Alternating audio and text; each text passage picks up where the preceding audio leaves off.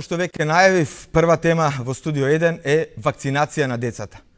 Ова ја разбранува јавноста изминатиот викенд, откако министерот за здравство се закани дека децата кои нема да примат вакцина нема да може да се запишат во градинките и во училиштата. Денеска под притисок на јавноста Министерството за здравство ретирираше.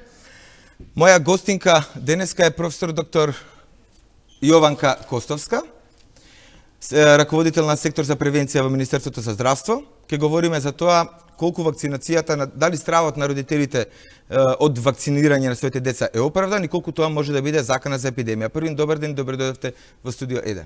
Добар ден, благодарам на поканата. Ова дебата инаку беа предвидени поканети и гости издруженија кои што на социјалните мрежи се најактивни, меѓутоа за жал не се одзваа на поканата. За да го кажат својот став, останува својата битка против вакцинација да ја водат само на социјалните мрежи. Господи Костовска, првото прашање е дали изјавата на министерот за здравство дека вакцинирањето на децата ќе биде услов тие да бидат дел од образовниот систем беше избрзана ако се знае дека образованието е задолжително со закон и со устав. Знаете како образованието е задолжително, меѓутоа и вакцинацијата е задолжителна, согласно закон. Според тоа не мислам дека е избрзана одлуката на министерот за здравство, знаејќи дека во многу западни земји вакцинацијата, иако не е со закон задолжителна е за упис во училиште. Па не може детето кога си го запишете во основно образование, во градинка или на факултет, доколку не е вакцинирано.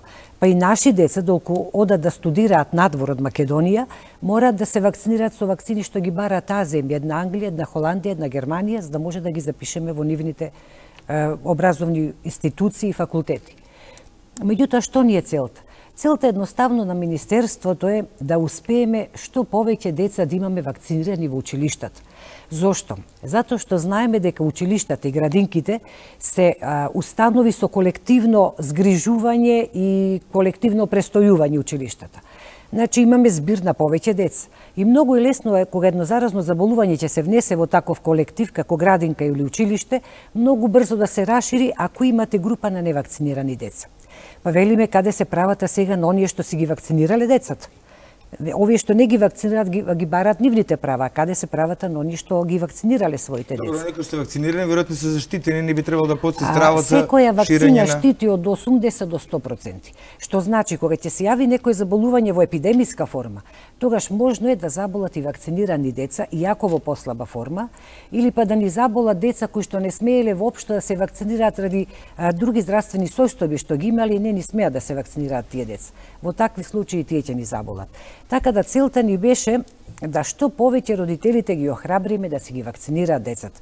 И до сега постоеше законска регулатива таква, согласно законот за правилникот за имунизација, вакцинален статус се проверува пред запишување во градинка, во училиште, па дури пишува и пред вработување, пред стапување во војска и така натаму, че секаде да се проверува вакциналниот статус.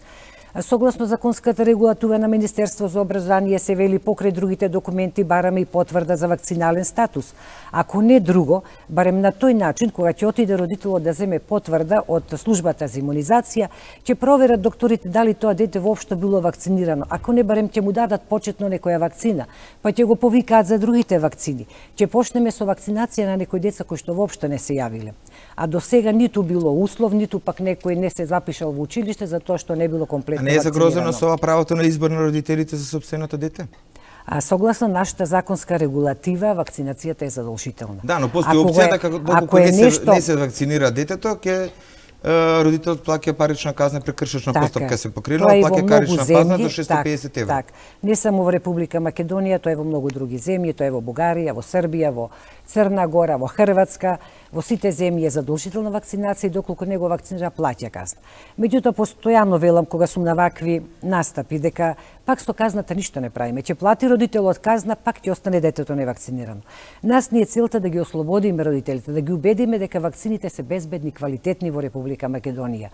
Замислете сега произведени овие вакцини произведени пред 30 години. Сигурно дека се многу побезбедни и поквалитетни. И сакам уште еднаш да повторам за родителите. Во моментот и со години наназад, барем од 2000 година, откако јас сум координатор за имунизација во државата, вакцини во државата пристигнувале само од земјите на Европска Унија. Моментално имаме вакцини од Франција, од Белгија и од Бугарија. А производителите на овие вакцини од овие три земји се на листа на Светска здравствена организација. Пред неколку години токму за вакцините кои што доаѓаат од Бугарија имаше иницијатива од граѓани, покренува представка до обвинителството, сомневајќи се во квалитетот. Токму производителот булби од Бугарија е на листа на Светска здравствена организација како производител одобрен, кој што ги има сите основни стандарди за производство на вакцини. И токму затоа ние кога ги правиме оние тендери за набавка на вакцини, бараме многу услови. Да е производителот на листа на Светска здравствена, да ги има сите сертификати од меѓународни лаборатории, не од било која лабораторија, тие вакцини да се употребуваат во земјата производител и за нивните деца, па дури тогаш ако ги исполнуваат сите услови, бираме цена дали е поскапа. Кој ги вакцините во Македонија? Во Македонија веледрогери увезуваат вакцини, во моментов увозници ни се Елбиор и Македонија лек. Предходните години били Алкалоид, Конс и Реплекс, значи веледрогерите имаат право да увезат, меѓутоа кога ќе се јават на тендер мора да ги исполнуваат сите оние услови што ги бараме. Како да се работи на кревење на свеста кај населението, особено на родителите кои што се противат на вакцинирање на своите деца? Ќе успеете ли да ги убедите дека квалитетот на вакцините нема да го загрози здравјето на нивните деца? Јас мислам дека ќе ги убедиме затоа што ќе бидеме многу поотворени, потранспарентни. Ако антивакциналните групи беа многу од нас убедливи и поактивни на социјалните мрежи, а ние бевме малку попасивни, сега ќе бидеме многу поактивни. Со настапи по телевизии, со презентации, со работка со родители, значи округли маси со родители. Ќе им кажеме како се проверува квалитетот на вакцините во Република Македонија, какви вакцини увезуваме, транспарентно од каде ни се вакцините, со години наназад, не само сега, а исто така малку ќе поработиме и со матичните лекари. Матичните лекари може и сега на пример да го објасните како се проверува квалитетот на вакцините во Македонија и која е гаранцијата дека се за задоволителен квалитет потребен и практично дозволен од Вакцината е биолошки препарат и како биолошки препарат се транспортира на температура од 2 до 8 степени. Кога вакцините пристигнуваат кај нас од Sanofi Pasteur од Франција или од GlaxoSmithKline од Белгија или од Bulbio Бугарија, моментално само таму имаме, пристигнуваат или со авионски превоз или со камион со ладен ланец, со фрижидер. Кога ќе пристигнат во Македонија, во веледрогеријата, екипа од Министерство за здравство и од Агенцијата за лекови оди на лице место да ги провери. Секој пакет се отвара да се види, а внатре во пакетите има посебни рекордери за мерење на температура. Проверувате по репрезентативен примерок, одреден број или сите? Не, секој пакет се отвара, во секој пакет има логер, така наречен, за мерење на температура. Ако има аларм на логерот, значи не била соодветна температурата, тие вакцини се враќаат. Ако нема аларм, се проверува, тогаш тие се во ред пристигнати на соодветна температура. Во веледрогериите исто се чуваат во комори со соодветна температура, каде што имаме звучна и визуелна сигнализација. Ако температурата отиде под 2 степени или над 8 степени, аларм се јавува во веледрогеријата, дури фармацевтите на телефонот го добиваат алармот, веднаш се превземаат мерки. Од веледрогерија се транспортираат на 3 месеци до службите за имунизација со специјални возила фрижидер. Значи, мора вакцината од производител до детето корисник да стигне од 2 до 8 степени температура. Знаете, бидејќи генерално не е проблемот и несогласувањето за тоа дека не треба да се прима вакцина, туку што се прима практично кај детето. Мислам дека погласни се забелешките за квалитетот на вакцината, отколку прашањето дали треба да примат или не. И јас мислам дека тоа се плашат од квалитетот на вакцината, бидејќи јас лично слушам дека вакцините во Македонија биле индиски, кинески, корејски, ниту биле овие 18 години наназад, за тоа значи тврдам, ниту пак се надевам ќе бидат војдни, никој нема си дозволи за деца, за она што ни е најмило да увезе неквалитетни или небезбедни вакцини. Секогаш вакцините биле безбедни и затоа бараме да бидат од производител од Европска Унија, бидејќи знаеме дека тие се проверени производители и се употребуваат за нивните деца. Во една Белгија, Франција, со истите вакцини вакцинираат. Добро, веројатно стравате ако се сеќавате имаше скандал со паралелен увез на лекови, сите надлежни велеа дека никој нема да се доведе да го доведе во прашање здравјето на пациентите на клиниките, па им подметнуваа лекови од паралелен увоз. Веројатно од тука произлегува и стравот на граѓаните дали вакцините се потребни од квалитет. Пред целата јавност најодговорно ќе кажам дека вакцини со паралелен увоз до ден денеска не се пристигнати во Македонија. Ниту ќе пристигнат.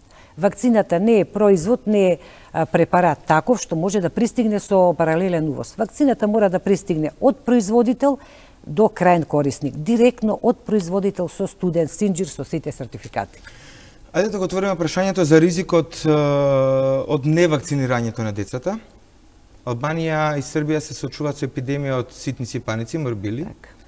Дали кај нас е намален опфатот на вакцинирање на децата, некаде под 90% е? Колку тоа како земја не става во ризик за ширење на епидемија? Токму пред да дојдам во студио, прочитав дека минатата година 22.000 сме имале случаи на сипаници или морбили во европскиот регион, а сега само за јануар и февруар има 11 случаи на морбили. Најголемиот број Романија, па велат Србија, Грција, значи Србија, Грција, а иде летен период, меѓународни патувања, ќе се раздвижи населението, ќе одат на одмор во Грција, ќе патуваат во Србија, можност за појава на импортирани случаи на морбили во Македонија. Ние би биле мирни ако имавме опфат на 95% за сите вакцини. Потребниот опфат на 95%. Потребниот опфат за колективен имунитет. А сме имале одредени градови доаѓа и до 60, мислам дека така. Така е. Сме имале опфат пред години 98-99% во Македонија. Кои градови се најризични, со најмал опфат? Најмал опфат моментално имаат Куманово, Прилеп, Скопје. Голем опфат и 100% имаат многу градови од источна Македонија. Пехчево, Берово, Кочани, Виница имаат поголем. Испаѓа дека сега помалите градови, со мал помал на деца имаат поголем опфат. Со ваков низок опфат, 91% просечен на ниво на држава за сите вакцини, а за МРП вакцината уште понизок 82,6%, тоа е навистина ризичен опфат, не може колективен имунитет да гарантираме со овој опфат. Значи имаме група на деца невакцинирани. Од една вакцина 3000 деца, од другата вакцина 2000 деца, значи се собира еден голем број на деца невакцинирани и ако се увезе некое заболување од надвор, можно е да ни се појави ширење на заразна болест и на епидемија. Сега опфатот на вакцинација опаѓа и во светски рамки. Предупредување стигна и од Европскиот парламент, членовите на Европскиот парламент, дека треба да се работи на подигање на свеста кај населението за значењето на вакцинација и за колективна здравствена заштита практично. Така, токму. Ова е недела, Европска недела на имунизација, кои се активности што ќе ги презема Министерството?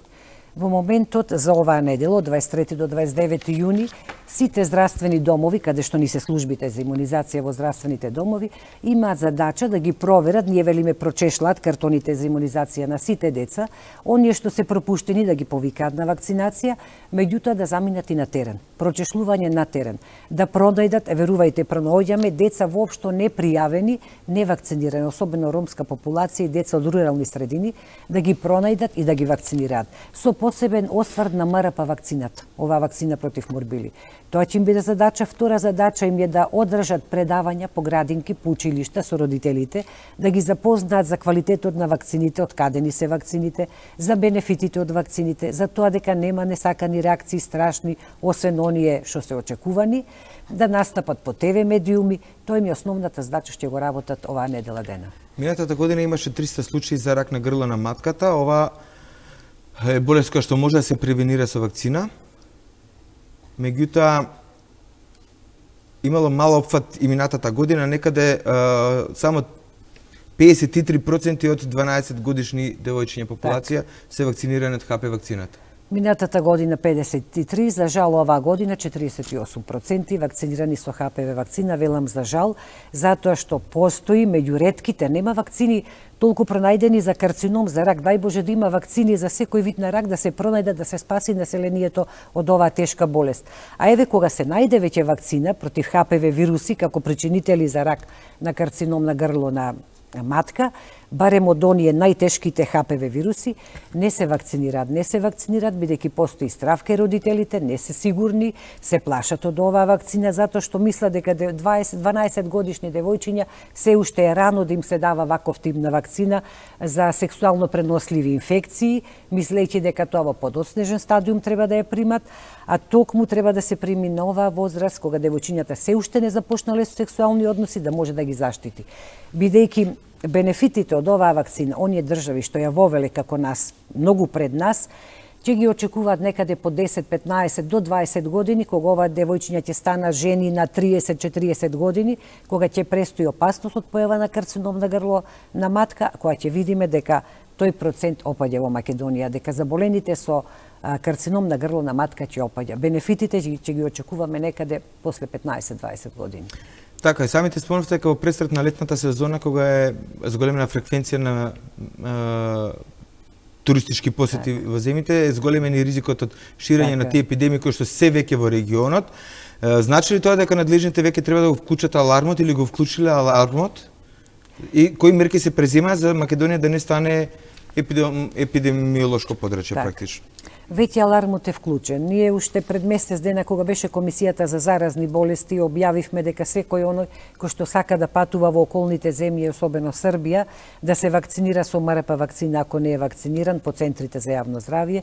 Пак тоа го повторуваме, секој оној што сака да патува во некој од соседните земји или било каде подалеку, па во една Германија морбили има и таму, во Холандија, во Франција има морбили, да се вакцинира, да си биде заштитен, а ако патува во подалечните земји, Пакистан, Афганистан, таму има и парализа се уште. Во рускиот регион се уште има дифтерија. Па ќе кажат родителите зошто вакцинираме, а тие болести ги нема кај нас. Кај нас ги нема, да, ама ги има во светски рамки. И додека една болест не се искорени во светски рамки, до тогаш се вакцинира. За вариола вера или големи сипаници веќе не вакцинираме, бидејќи искоренета во светски рамки. Кога и овие заболувања, како парализата, ќе искорениме во светски рамки, ќе престани вакцинација и за многу други заболувања.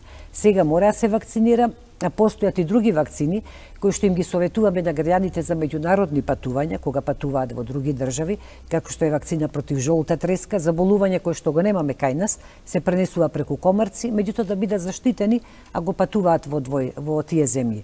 Мој совет е сите оние што ќе патуваат надвор во Македонија, особено во екзотични земји, афричкиот регион или азискиот или во Америка, например, да се распрашаат во центрите за јавно здравје на својата територија, кои заболувања ги има во тие земји и зашто треба се заштитат, која вакцина да ја примат и дали треба за маларија таблетки да примат. А за маларија таблетки, барем на почетокот на годинава, немаше во Центарот за јавно здравје? Има, Центарот обезбеди за јавно здравје, има антималарици.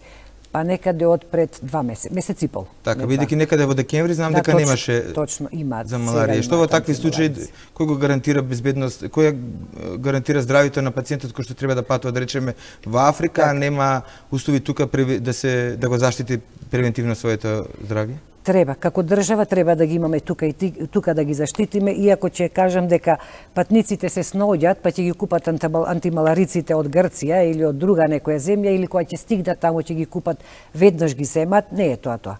Како држава треба да ги имаме постојано од тука да бидат заштитени. Една недела, велиме, антималарикот се прима една недела пред патување, за време на патување и 2 недели после враќање. Значи една недела претходно мора да си го прими кај нас. Така, најавено е формирање на национално координативно тело за вакцинација. Така. Каква улога ќе има тоа тело?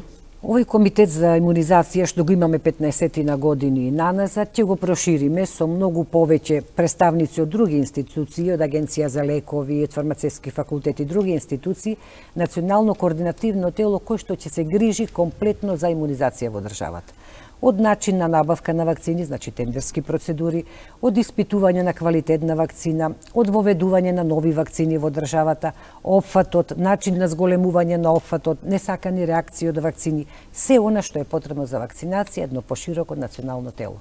Така, бидејќи најавивте дека сте отворени за дебата со родителите, јас се надевам дека ќе имаме некоја следна прилика кога некои од здруженијата кои се активни по социјалните мрежи ќе се охрабрат да гостуваат и во телевизиски дебати, па да го изнесете, да ги практично аргументирате своите ставови за и против вакцина.